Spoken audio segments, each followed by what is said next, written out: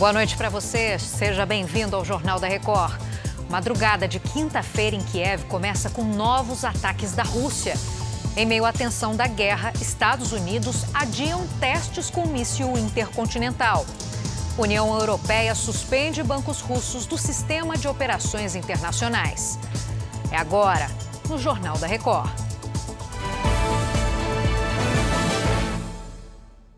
Oferecimento Bradesco. Dinheiro na conta em 3 cliques pelo app.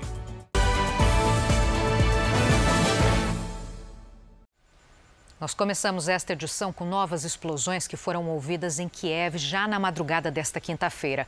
Os ataques atingiram as estações de metrô da capital ucraniana. Ainda não há informações sobre vítimas. Em 7 dias de conflito, o Serviço de Emergência da Ucrânia relatou mais de 2.000 mortos. E a ONU informou que mais de 1 milhão de pessoas já deixaram o território ucraniano. Uma nova rodada de negociações de paz está prevista para acontecer nesta quinta-feira. O encontro inicialmente previsto para esta quarta foi remarcado para possibilitar a chegada da delegação ucraniana. Sirenes soaram agora de madrugada em Lviv, anunciando um possível ataque aéreo. O nosso correspondente André Tal está na cidade. Sirenes soam aqui em Lviv. 1h50 da madrugada, possível ataque aéreo na cidade que a gente chegou na Ucrânia.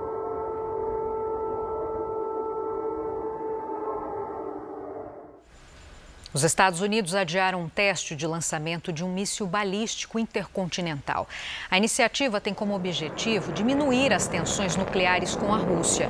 O míssil Minuteman III pode atingir um alvo a 10.000 quilômetros de distância. O presidente russo Vladimir Putin colocou as forças nucleares em posição de alerta máximo no domingo. Estados Unidos vão enviar mais tropas para a Europa em um movimento para reforçar os países da OTAN. Quem tem as informações é o repórter Vandrei Pereira. Oi, Vandrei, boa noite.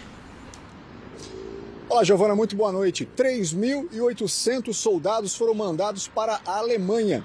O envio de tropas para a região é uma demonstração de apoio aos aliados da OTAN, que se sentem ameaçados pelas forças russas. O chefe da diplomacia americana, Antony Blinken, vai viajar nos próximos dias para a Bélgica, Polônia, países bálticos e Moldávia. O objetivo é reafirmar o apoio de Washington à Ucrânia após a invasão russa. Em coletiva, nesta quarta-feira, Blinken classificou a ameaça nuclear de Vladimir Putin como o cúmulo da irresponsabilidade e prometeu sanções ainda mais pesadas contra a Rússia. Bem, além das sanções impostas pelos países, ao menos 30 empresas globais já anunciaram saída ou suspensão de negócios com a Rússia. Giovana. Mensagem clara, né, Vandrei? Obrigada. A União Europeia vai excluir 7 bancos russos do sistema de comunicação interbancária SWIFT, que sustenta as transações globais. Entre eles, o segundo maior do país. Já o Banco Mundial anunciou a suspensão imediata de todos os programas de ajuda na Rússia e em Belarus, em resposta à invasão da Ucrânia. E a Embraer, fabricante brasileira de aviões, se juntou às empresas que adotaram sanções contra a Rússia. O Matheus Scavazini tem os detalhes lá de Brasília. Boa noite, Matheus. Boa noite, Giovana. A Embraer suspendeu a venda de peças e o suporte técnico para aviões das companhias aéreas russas, a exemplo da Airbus e da Boeing. Aqui em Brasília, o encarregado de negócios da Embaixada Ucraniana agradeceu o voto do Brasil pela resolução contra a Rússia na Assembleia Geral da ONU. Já o presidente do Senado, Rodrigo Pacheco, indicou a senadora Mara Gabrilli como representante na Organização das Nações Unidas. Ela vai acompanhar as negociações sobre os refugiados de guerra e a ajuda humanitária à Ucrânia. Giovana? Muito obrigada pelas suas informações, Matheus. A China pediu moderação de todas as partes envolvidas na guerra da Rússia contra a Ucrânia. O tom apaziguador da China veio depois que 1.600 cidadãos chineses foram retirados às pressas esta semana de Kiev, em meio à tensão da guerra e também hostilidades por parte de ucranianos enfurecidos. Muitos chineses precisam esconder a nacionalidade para não serem atacados. Nesta terça, um chinês foi atingido por um tiro nas costas e levado ao hospital. Ainda não se sabe quem fez o disparo.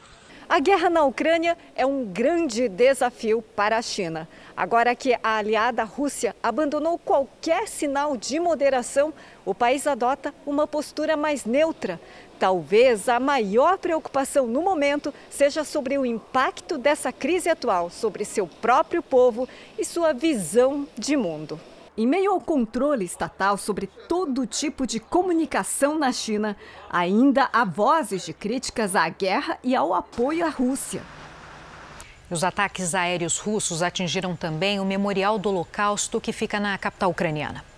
O Memorial de Babi Yar fica ao lado da principal torre de rádio e televisão de Kiev, que foi bombardeada pelo exército da Rússia. Segundo as autoridades ucranianas, 5 pessoas morreram. Babi Yar marca um dos piores massacres num único lugar de toda a Segunda Guerra Mundial. É a maior vala comum do Holocausto na Europa, com mais de 100 mil pessoas enterradas. Aqui, em 1941, o regime nazista matou mais de 32 mil judeus em apenas 2 dias. Representantes do Memorial Babi Yar emitiram um comunicado repudiando a invasão da Ucrânia pelo presidente Vladimir Putin e pedindo que ele seja investigado pelo Tribunal Penal Internacional por crimes de guerra. O ataque também foi condenado aqui em Israel. O Centro Mundial de Memória do Holocausto em Jerusalém disse que a ofensiva não deveria ter acontecido. Futebol agora, o América de Minas conseguiu uma classificação épica na fase preliminar da Libertadores. O clube brasileiro precisava vencer o Guarani do Paraguai em Assunção e tomou 2 gols no primeiro tempo.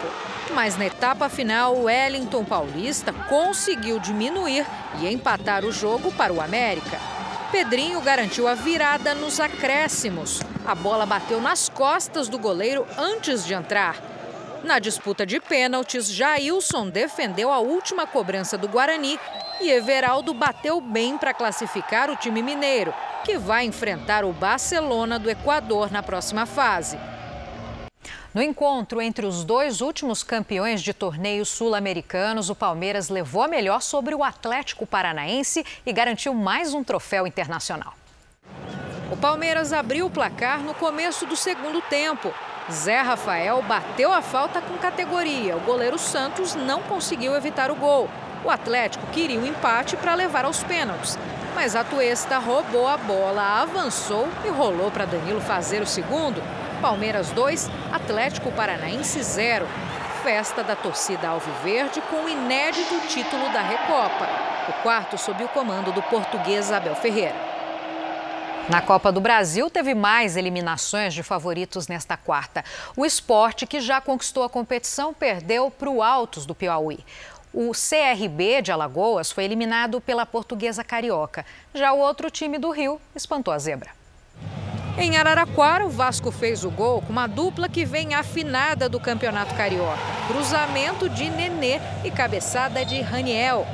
A Ferroviária pressionou bastante, mas o goleiro Thiago Rodrigues garantiu a vitória e a classificação. Ferroviária 0, Vasco 1.